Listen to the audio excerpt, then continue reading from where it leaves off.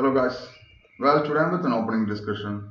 The Greco's Gambit, one of the oldest chess opening, was popularized by the Greco and the Maulers. So it got another name, Maulers attack. Well, let's get into the question. Well, it is characterized by the moves e4, e5, knight f3, knight c6, bishop c4, bishop c5, c3, knight f6, d4, takes, bishop b4, and knight c3. Well, this is the idea of Greco. And alternative is bishop d2. But the modern theory says bishop d2, black can equalize by playing knight takes. Bishop takes b5, knight takes b5, and there is bishop takes f7. King takes, queen b3, d5. White can take the knight on b4, but black can play rook e8, king g8, and it's around equal position. So I don't think white got a big advantage. White can castle next move, it's fine. So knight c3 is very, after knight c3, the opening battle is very interesting. Knight takes e4 is the main move. You just ignore the threat by playing castles. And now here we have two moves. One is to play bishop takes c3, which is the correct move. And another one is to play knight takes. Okay, let's look at the knight takes c3 line. Pawn takes. And taking the pawn with the bishop is too risky. And I think white can continue in different ways. One is to play bishop a3.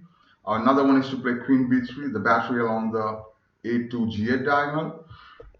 Yeah, one of the games continued bishop takes rook, bishop takes f7, king f8, bishop g5. This is the old game. Knight e7 only move, now knight e5.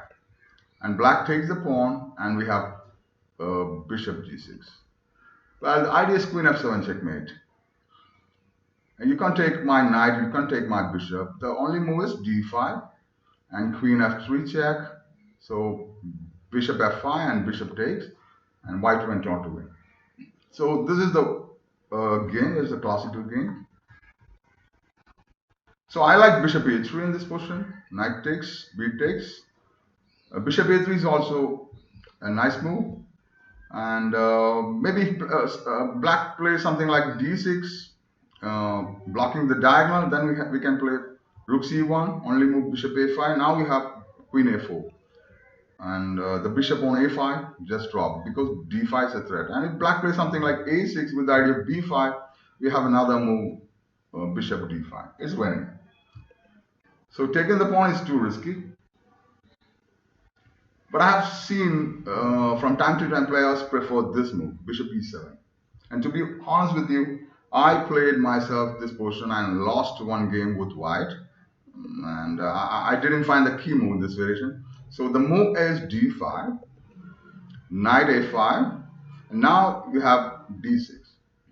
So black can take with the pawn or with the bishop. Maybe most players prefer with the bishop, keeping the pawn structure. Now you have rook e1, bishop e7, and bishop g5. Well, this is the move.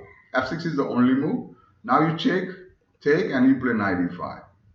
Idea is simple, queen s5 followed by queen f7 checkmate. And if black plays something like s5, now we have another winning method, queen d5, f7 mate. And if black plays something like rook f8, now we have bishop e2, just winning. And white is winning, no defense. So that is the move.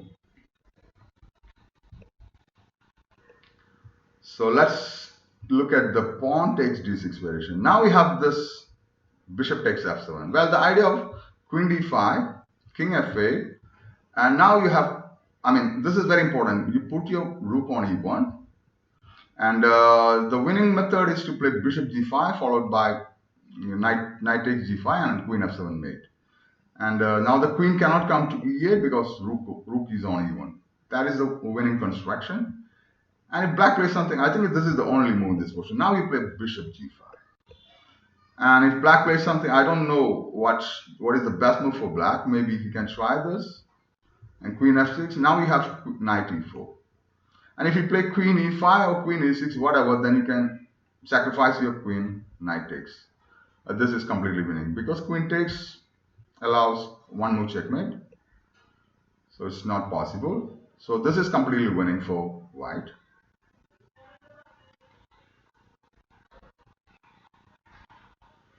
So the main move is to play bishop takes, and now we have this d5. And we are not going to take the bishop for the moment. And there are two ways. One is to play knight e5, another one is to play bishop f6. Bishop f6 is the mostly played move, and it was played a couple of days ago in the chessable match by the Levin Aronian.